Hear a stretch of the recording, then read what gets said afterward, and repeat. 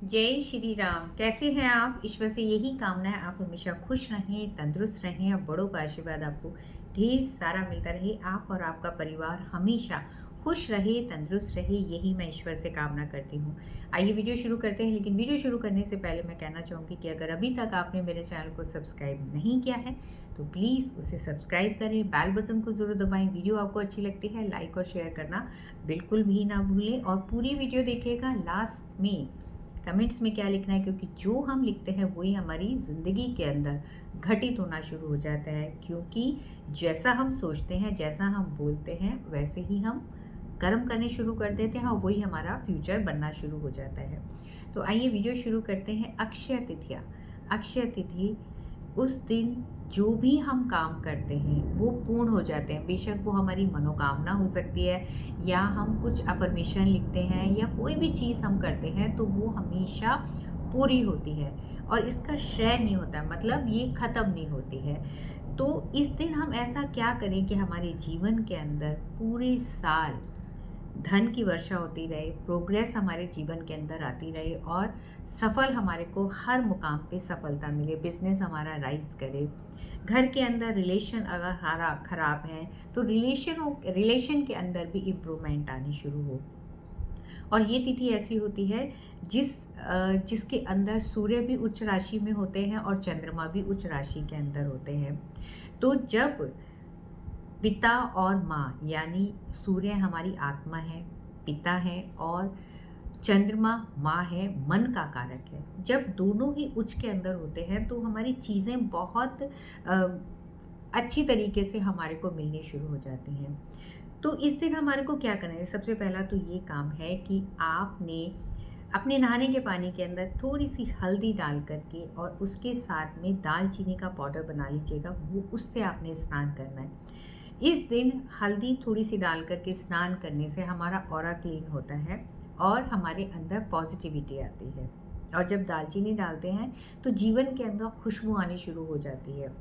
इसके साथ में इस दिन सोना चांदी खरीदने का बहुत महत्व होता है कि इस दिन सोना चांदी ज़रूर खरीदनी चाहिए। लेकिन इस समय सोना है या चांदी है, उसके प्राइस इतने ज़्यादा हो गए हैं तो खरीदना बहुत मुश्किल हो रहा है, आम इंसान के लिए मुश्किल हो रहा है। तो ऐसे समय के अंदर क्या किया जाए? अक्षय तृतीया वाले दिन आपने 2:12 से पहले ये काम करना है। राइस ले लीजिएगा, घर में राइस तो होते ही हैं। राइस को आपने पीला कर लीजिएगा, हल्दी मिला करके पीला कर लीजिएगा। और उसी के साथ में आपने एक मोती लेना है, सफ़ेद रंग का मोती लेना है, और एक पीले रंग का कपड़ा लेना है। ये दोनों चीज़ें आपने बांध करके अपने मंदिर के अंदर रखना है। ओम नमो भगवते वासुदेवाय नमः का आपने जाप करना है, 108 बार ये करना है। कहते हैं इस दिन विष्णु सहस्रनाम और महालक्ष्मी अष्टकम जब हम पढ़ते हैं और साथ में ललिता सहस्रनाम पढ़ते हैं तो हमारे जीवन के अंदर जो भी कष्ट है ना, जो धन से संबंधित प्रॉब्लम चल रही है, वो धन से संबंधित प्रॉब्लम भी खत्म होती है। कहीं ना कहीं अनएक्सपेक्टेड चीज़ें हमारे जीवन के अंदर आनी शुरू हो जाती हैं। अब इन दोनों चीज़ों को आपने रखा मंदिर के अंदर। अपने मंदिर के अंदर रखने के बाद में आपने इसका किया, जाप किया, और उसको आपने वहीं पर ही रहने देना है। अब आपने इस दिन दान पुण्य का, ठंडी चीज़ों का दान करना बहुत ही शुभ होता है। जितना आपके अंदर सामर्थ्य है, जैसे ठंडा पानी, मटके के अंदर पानी भर कर के आप दान कर सकते हैं, मंदिर के अंदर दान कर सकते हैं। अगर आपका सामर्थ्य है, अगर आप कूलर, इस समय गर्मी भी हो रही है, अगर आप कूलर अगर आपके पास में है कि इतनी आप कैपेबल हैं कि आप कूलर का दान कर सकते हैं, तो मंदिर के अंदर या किसी ज़रूरतमंद को आप कूलर का दान करें। आपकी कोई मनोकामना है जो पूर्ण नहीं हो रही है, धन से संबंधित, खासकर धन से संबंधित अगर कोई ऐसी है, तो आपने एक पीले रंग का कागज़ लेना है।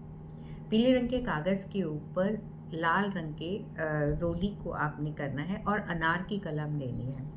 इससे आपने लिखना है, जैसे अगर इस समय आप नहीं खरीद पा रहे हैं, सोना है या चांदी है, आप नहीं खरीद पा रहे हैं, ईश्वर से ये प्रार्थना करें कि हे ईश्वर, हे परमपिता परम, तुम आप मुझे इतना दो ताकि मैं अगली अक्षय तिथि पर ये मैं खरीद पाऊँ।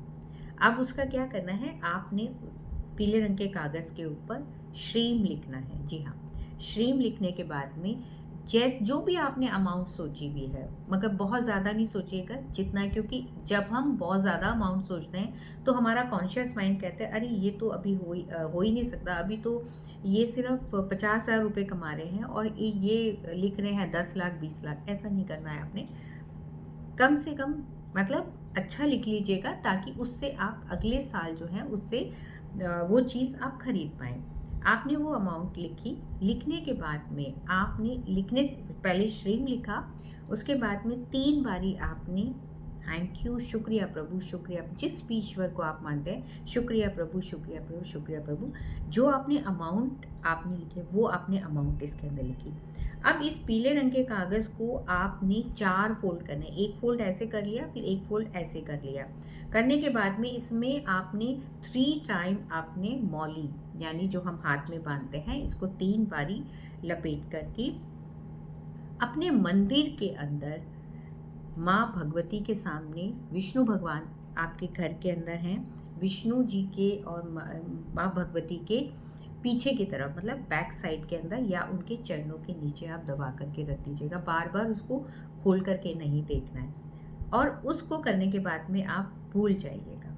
ठीक है, ये आपने करना है इस अक्षय तिथि पे। आप यकीन मानेंगे कि जब आप इस तरीके से करेंगे तो आप देखेंगे कि अगले अक्षय तिथि पे जो भी आपने सोचा हुआ है, जो आपने अमाउंट लिखी है, उस अमाउंट से भी ज़्यादा आपको ईश्वर देगा।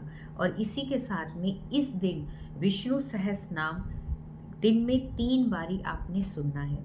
पढ़ते हैं तो बहुत अच्छी बात है, और इस दिन दान पुण्य जितना हो सके, जितना आपका सामर्थ्य है, आप दान पुण्य ज़रूर करिएगा। आज के लिए बस इतना ही। खुश रहिए, तंदुरुस्त रहिए, बड़ों का आशीर्वाद आपको हमेशा मिलता रहे। समाज के लिए ज़रूर अच्छा काम करिएगा। और कमेंट्स में आपने क्या लिखना है, दिन प्रतिदिन मेरा बिजनेस, मेरा धन बढ़ता और बढ़ता जा रहा है। या फिर आप ये लिख सकते हैं, थैंक यू ईश्वर, चारों तरफ से मेरे पे धन बरस रहा है।